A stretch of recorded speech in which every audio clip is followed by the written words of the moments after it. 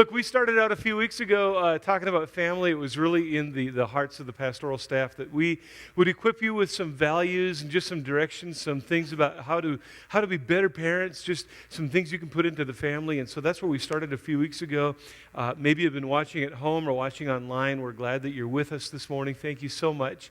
We love it when you join in and people from the community say, hey, watch you. And that's a great thing that encourages us that we're doing some things right this morning. We started out talking about the family and how all of us, we would love to have a family. We maybe have a family. We came from a great family, a bad family. We came from the best of circumstances or the worst. You want a family. Maybe you don't want your family. I don't know what your family situation is, but we started talking about that we need to put something very core in all of our families. Whatever your family looks like, if you're a single person, if you're a single parent, if you're a complete family, whatever, it doesn't matter, a blended family. And how many of you know blended families don't blend always? Sometimes they kind of collide. How many discovered that? I came from a collision family, but it all turned out okay. And so we come from different backgrounds, but at every family's core needs to be one thing, and that's what we established. That, in fact, Joshua 24, verse number 15, Joshua said to the people of Israel that day, he said, look, you can make whatever decision to serve whomever or whatever you want to. You can serve the gods that your ancestors did, all of those false deities. We're now in a foreign country. You want to serve their gods, you can serve their gods. I don't care. But let me tell you about all the things that God has done miraculously to provide for this nation. How He has cared for you, how He has redeemed you from slavery. Let me tell you about that, God. So you can do whatever you want to, but let me tell you about me. As for me and my house, we're going to serve the Lord. And so we just established that's a boundary that every family needs to make. As for me, you, the parent, you decide first. This is my decision. We're going to serve the Lord. And my family is going to serve the Lord too. That's the decision we're going to make. So we started out just really having preeminence in your life and in your family is the Word of God. That's where we started the whole thing now. We know that to do that, you've got to sometimes make unpopular decisions, which is where Pastor Jordan came in last week talking about being the gatekeeper. That all of us are gatekeepers for our hearts. Whether we're married or single, young or old, it doesn't matter. We're all gatekeepers for our hearts. Mom, dad, single parent, wherever you are a gatekeeper for the home. You protect what happens on the inside of the home. And in order to do that, sometimes you have to make difficult and unpopular decisions and choices for your family. Because sometimes, mom, dad, your children want to do something. They want to watch a movie. They want to bring things in. They want to do certain things. And you say, we don't do that here, to which your children, they've been laying in bed, your students have been laying in bed, and they've been thinking about, well, if mom and dad say we can't do this, I got a brilliant answer for them. All my friends are doing it. See, and we think we're going to win over mom and dad with that answer. To which mom and dad say, if all your friends jumped off the cliff, would you do the same? How many had that whole speech kind of thing? So that's why we started out, the gatekeeper and having God at the center. Now today, we're going to go a little different direction. We're going to talk about the committedness of love that we need in the family. This absolute commitment that regardless whatever my children go through, whatever they drag me through, whatever decisions they make, I am committed to my children. I am committed to my spouse. I am committed to my parents. I'm just going to stay committed wherever I can. Because nobody knows like you know that nobody can hurt the heart like a family member. See, family members, they know exactly where to punch the knife in. They know where it's going to do the most damage in you because nobody knows you like your family. And then they know just exactly when and where and how to give that little knife a twist to just rip your heart out. And when we go through those feelings of betrayal, when we suffer those things inside of a family, what do? How do we get past that and beyond that? How do we work through those kinds of hurts that happen in the family, those feelings of betrayal?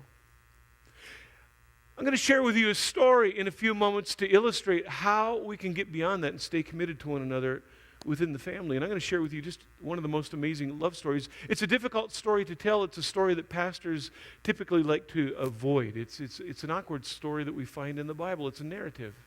It's a love story. It's, I think, the greatest love story ever told, and it's an amazing, amazing love story. And I'm going to tell you the love story, and then we're going to come back and revisit the committedness that we need to have as a family member. In fact, as we read the love story, it's really a love story about how God stays committed to us even when we're not committed to Him. It's all about the kinds of second chances that God will give us even when we don't deserve any. and it's an amazing love story. I love telling love stories. We love love stories. It's been said that all the world loves a lover. And we love our love stories on TV. How many men here, every once in a while, when your wife leaves the room, you change channels from the outdoor channel over to Hallmark? How many men, raise your hand here? Got any guys to do that? Okay. How many women here, when your man leaves, you switch it from the outdoor channel to the Hallmark channel? Okay. And we love the love story. We love love so much. We talk about, we have Valentine's Day. I'm really not sure what Valentine's Day is really all about. Are we celebrating the birth of St. Valentine's or the death? We don't really know, but I think Valentine's Day was invented by retailers because it was such a long period of time between Christmas and Easter. We got to fill it with something to make money, and so candy makers and florists got together and said, let's invent a holiday. And so that's where Valentine's Day came from. If you're a retailer today, forgive me. All right, that's just my take on the whole thing. But there's this incredible love story that we read about in the Bible, and it's about a guy named Hosea. It's really an incredible story. Hosea is, he's a prophet. We read a lot about prophets in the Old Testament part of our Bible. The prophets were men and sometimes women that were called upon by God to go speak to the people of Israel. Kind of a preacher for the day. And they were there to tell the people what they were doing right and what they were doing wrong and needed to correct in order to come into a right relationship with God. And the story of Hosea is an amazing story. It's a story about a broken heart. It's a story about broken vows. It's a story about commitment and uncommittedness. It's a story about betrayal. It's a story that really brings about all of the kinds of emotions that you can experience or have experienced perhaps in your family when you were supposed to be protected by a parent but were abused by a parent. When your child is supposed to be the recipient of your love, but instead of receiving your love, they reject it and turn their back on you and hurt you more and more. And what do you do in those situations, and how do you work through that? Hosea is a great story to help us work through some of those things. And the story is set for us in the city of Samaria.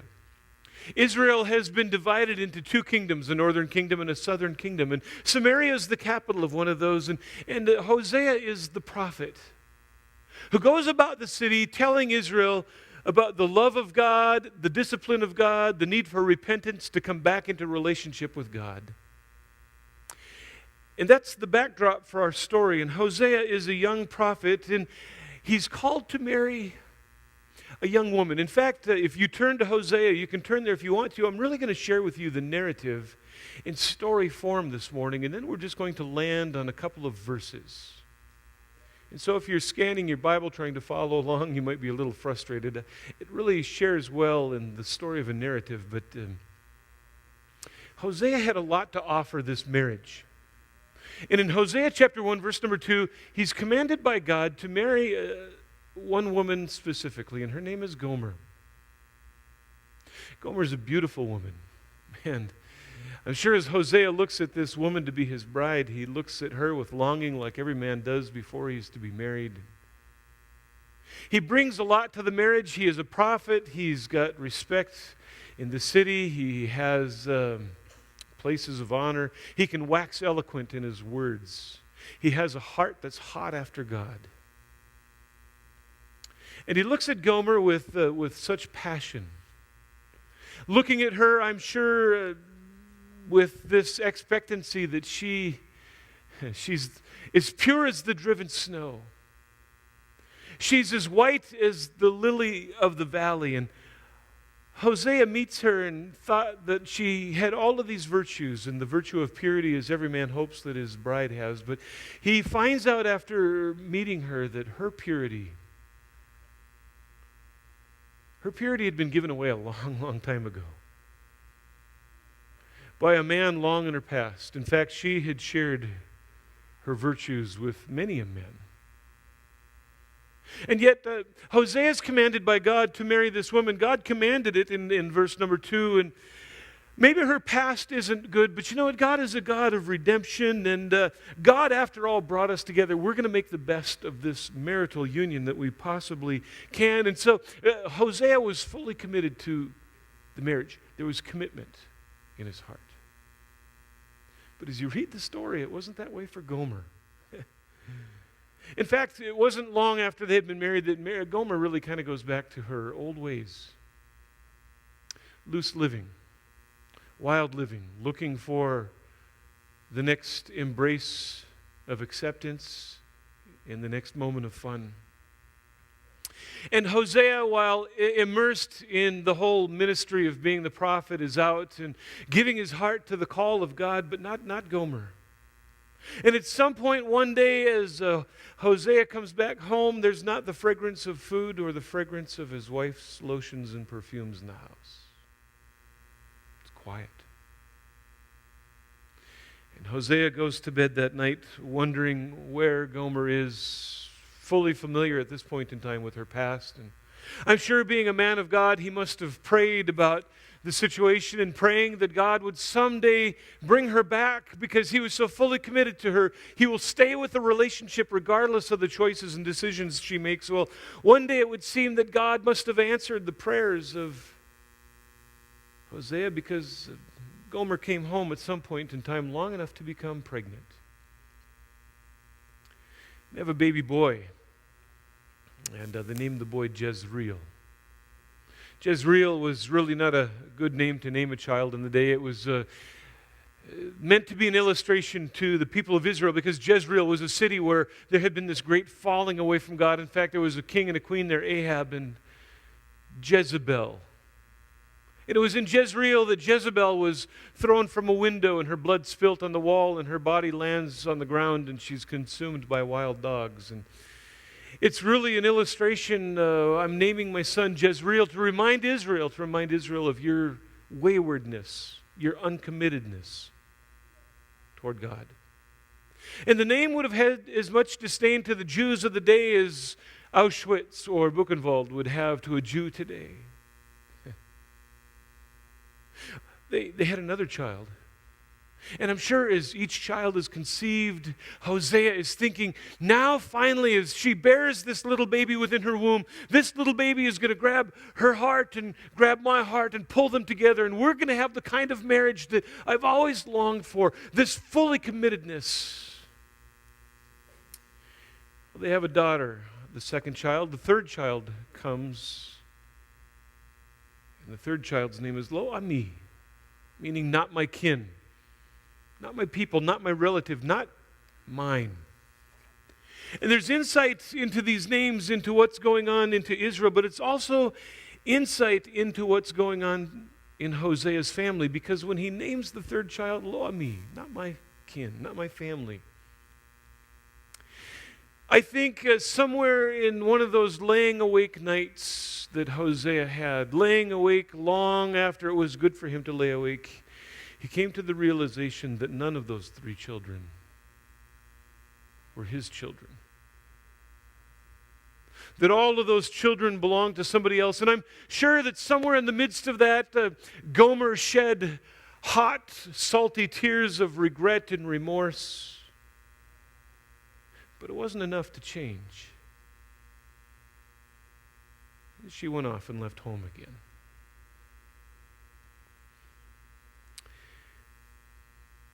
And I don't know what happened if one night Hosea comes home and the house is again empty.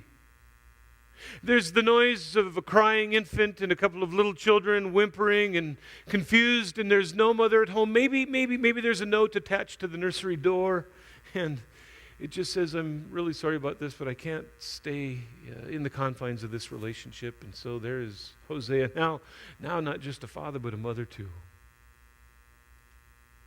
Feeding them a meal and getting them to bed and listening to their prayers perhaps and watching them drift off to sleep. Gomer had left home, but Gomer hadn't left Hosea's heart. Despite the betrayal, the decision to stay loving and committed to this woman is amazing. What kind of betrayal have you experienced in your family?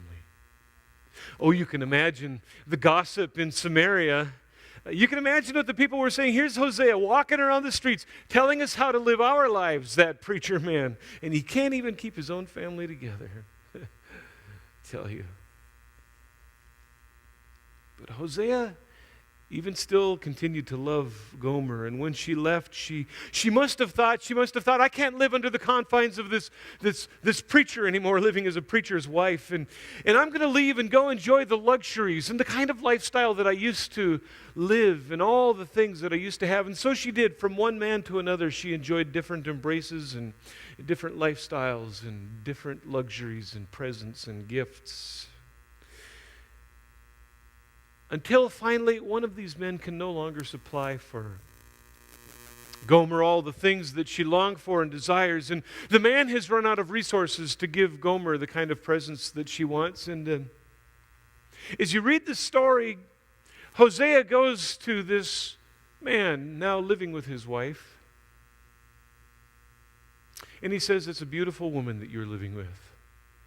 And I want you to know something about her. Yeah? She's my wife. Well, the guy probably put his dukes up. He's ready for a fight. I mean, this is this woman's husband. I'm sure he's coming for a fight. He says to the man, one thing about Gomer that I know is that there's something about this woman that nobody can appreciate, but I know Gomer differently, and I love her. And she's left my home, and she's wayward, and now with you, and I know that you can't buy her the things that she would really like to have because you've run out of money. I've observed this, so here. And as you read the story, Hosea reaches into his pocket and pulls out some money and gives it to the man. To which the man, I'm sure, walks back to the house thinking, what a fool. I got both his wife and his money. This is great.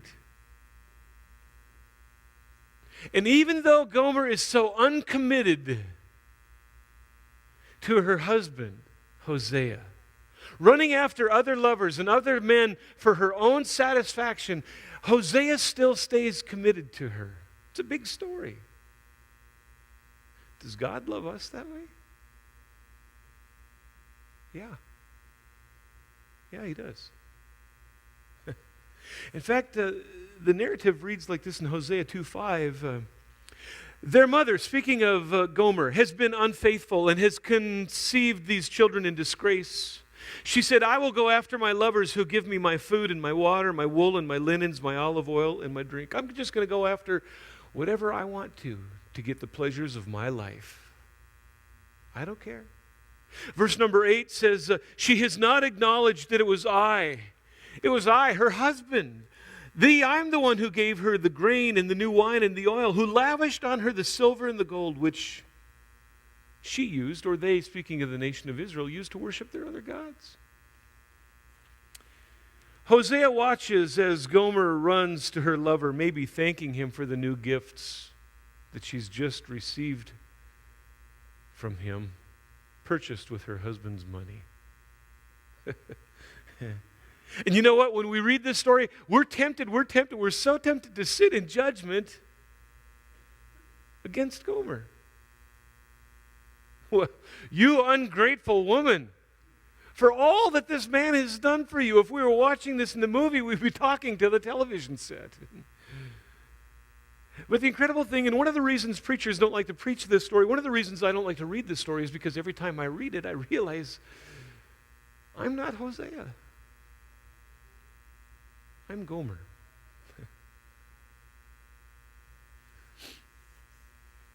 Is it possible that we serve a God who is so incredibly loving to humanity, who stays committed to humanity, that would gift humanity with the intellect to know how to mine metal from the ground, and to give somebody else the kind of wisdom and intellect to take that metal and smith it into an axe or a spike? That he'd gift another man to know how to form and shape a piece of wood, thus being a carpenter, and create a cross. And then use that metal spike in that cross to hammer Jesus to it.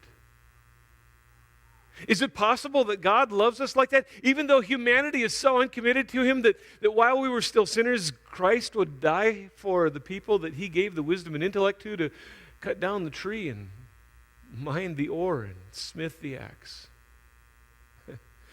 That's kind of what the story's all about. And he died there that we might have forgiveness of sins. And even though Gomer is out there living her lavish lifestyle in absolute uncommittedness to Hosea, Hosea still stays committed to her, but he does probably what any of us would do. He does what God does sometimes with us. He cuts the cord. He cuts the cord. In fact, we read in verse number 14, I am now going to allure her, and I will lead her into the wilderness, and I'll speak tenderly to her, and there I will give her back her vineyards, and will make the valley of Achor a door of hope, and there she will respond as in the days of her youth. The valley of Achor, maybe you read the footnotes in your Bible, really means the valley of trouble. And there are times in our lives when God maybe will lead us to the valley of Achor. He'll bring us to the places of problems and difficulties in our life, because it's there that God can speak tenderly to us. It's not in the good times that God gets our attention, is it? It's when we're going through the difficult times. It is when we're experiencing the betrayal that we feel as a parent. It's the experiences of betrayal that we feel from our parents. It's the experiences that we feel when, like, humanity and life itself is just caved in on us, and we've got nowhere else to go, and everything that I have been living for to please me, the relationships, the lifestyle, and all the pleasures of life, and everything that I can buy, it is not fulfilling anymore, because right now I'm in the valley of Achor.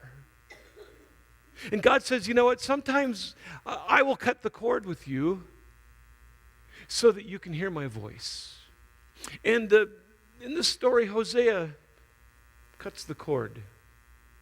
Sometimes we need to cut the cord so that God can do his work. And he does this with his wife Gomer.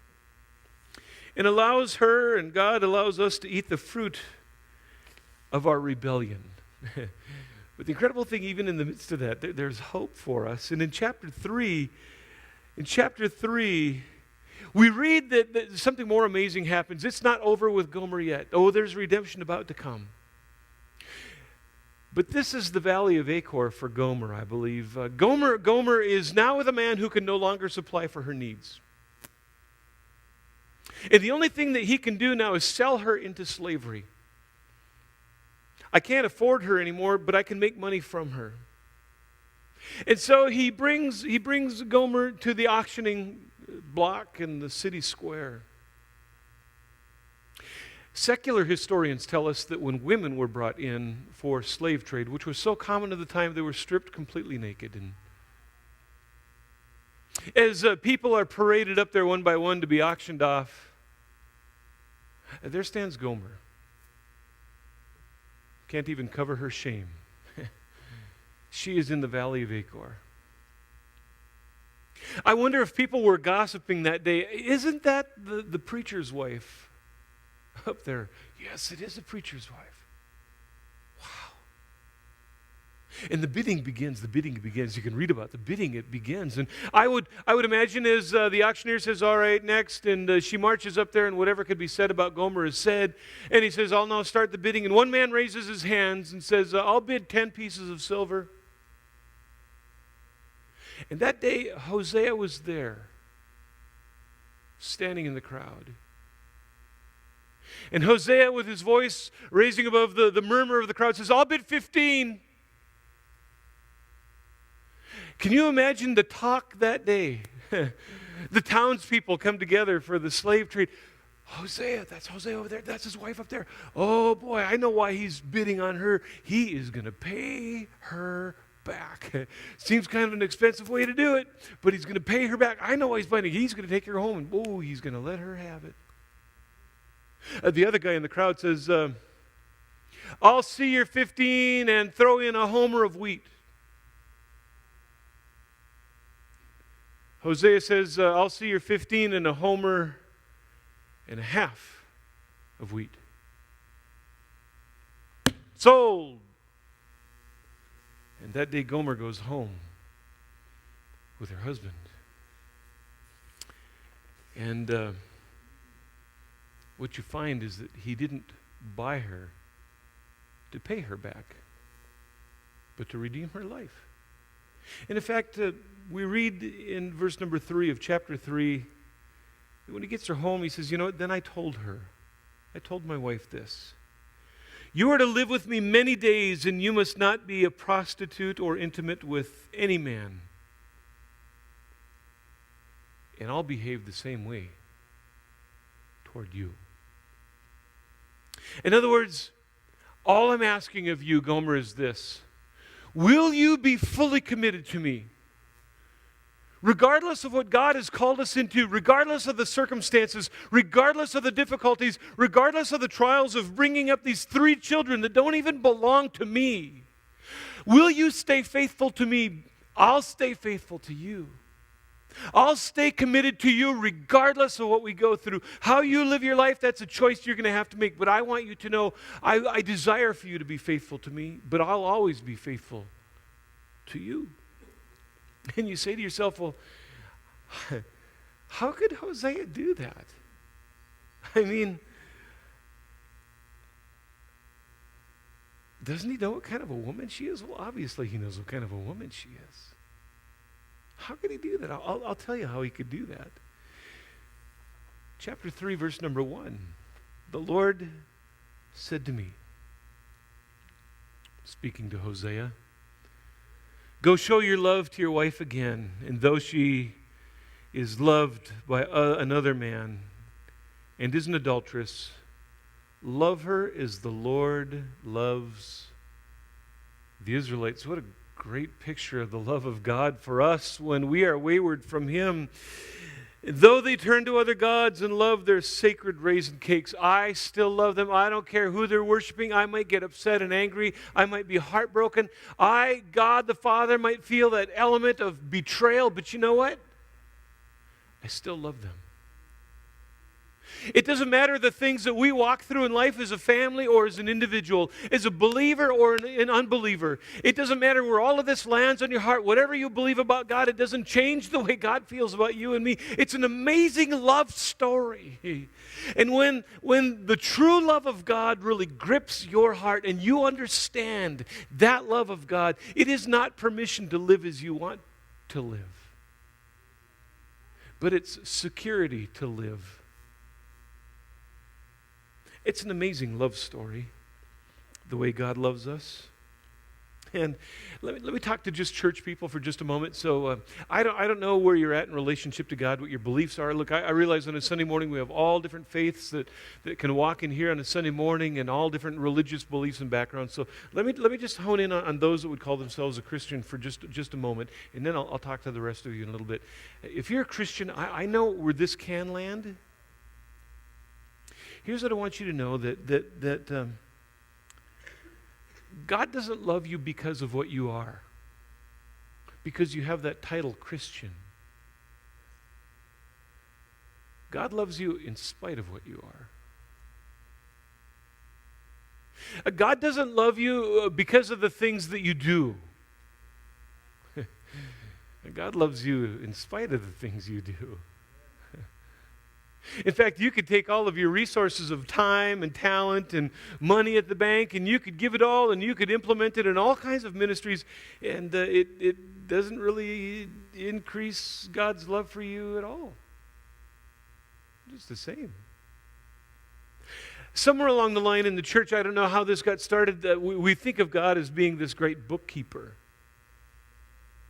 And when we do great things for God, when we are really trying to be as committed as we can to God, that God has this book and He's writing this down, and He sees what we did and how much we gave and how many tears we shed in worship on that Sunday morning. And every time God looks at us, He turns back to that page again. Oh yeah, they're just they're.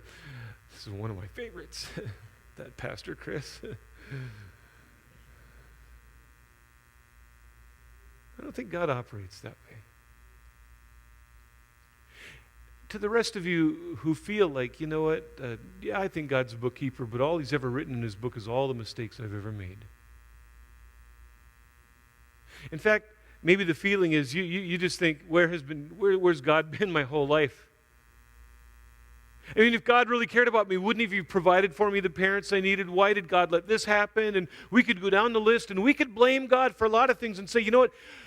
The problem is where's God? Where was God in my life in all of this? There was no God. And I would just say, you know what? God's not lost. You are.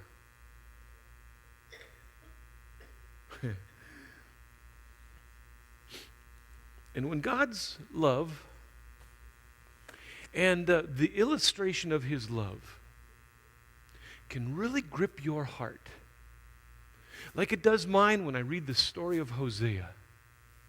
Gomer, a woman married to a man, bearing at least 3 children, none of whom are her husbands, wandering from warm embrace to warm embrace to a filthy backwater kind of a lifestyle, from man to man, from luxury to luxury, to the next passion of her heart. And in the midst of all of that, Hosea remains faithful to her. And we read the story and go, how could this story even belong in the Bible? It's a story of the way God loves us and how committed He stays to us. And so, if Hosea could do it, and God does it, we can do it too. I don't know your story. We've all got a story to tell about home and family, don't we? We've all got stories of betrayal, and we could tell the story. We could sit here one by one, and you could all come sit on the chair and tell the story about how you were betrayed.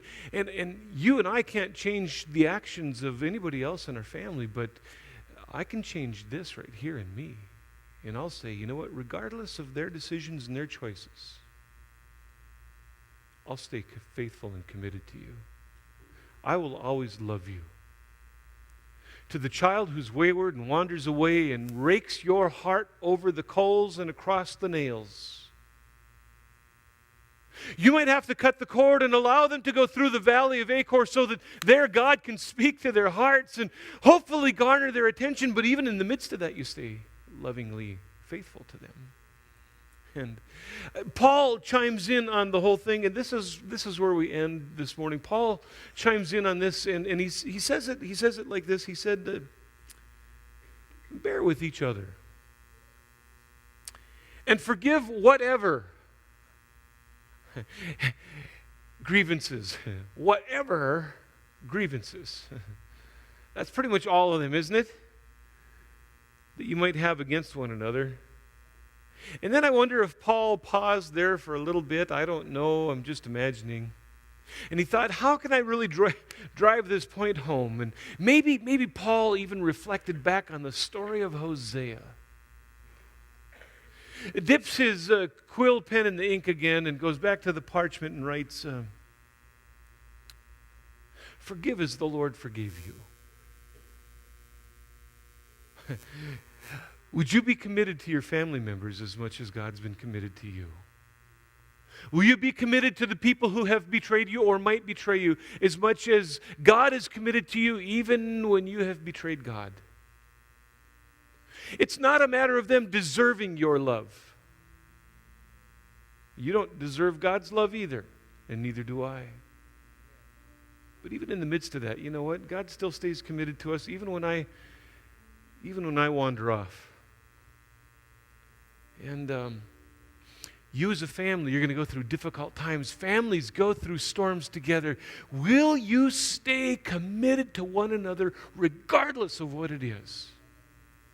You don't have to accept their actions. You don't have to love their actions. But you just got to stay committed to them and love them through it.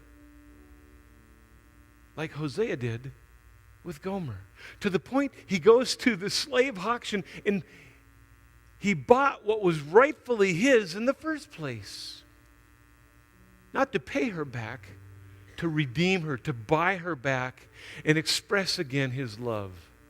And when Jesus hung on the cross, it was for redemption. It was to buy us back and put us in a place where God could sit us down and say, all right, I love you. I really, really love you. I know where you've been. I know how you wandered. I'm committed to you regardless. And in your journey with God and your walk with God, there's going to be those times when you might wander away and walk away. Hey, I'm always here. I'm right here. I'm right here. Sometimes you might have to eat the fruit of your rebellion. Don't misunderstand me. But even in the midst of all of that, I love you just the same. Doesn't matter.